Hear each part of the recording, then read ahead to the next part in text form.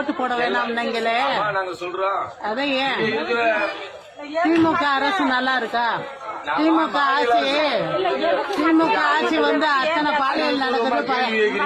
மாநில அரசு திமுக அரசா மோடி அரசா? நான் கேட்டது இந்த போர்டு எடுத்துக்க, நல்லா எடுத்துக்க. நாட்டு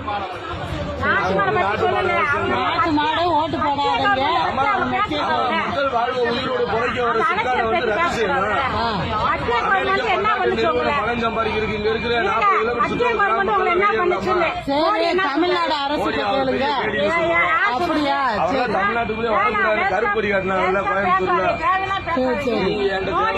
சரி, தேனி பஸ் ஸ்டாண்டுக்குள்ள நீங்க எங்க இருப்பீங்க? மோடியை பத்தி பேசுவேன்.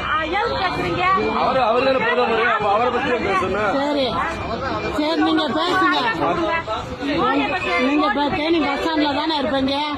மோடி கேடுன்றீங்களா? தேனி பஸ் ஸ்டாண்ட்ல தானே இருப்பீங்க?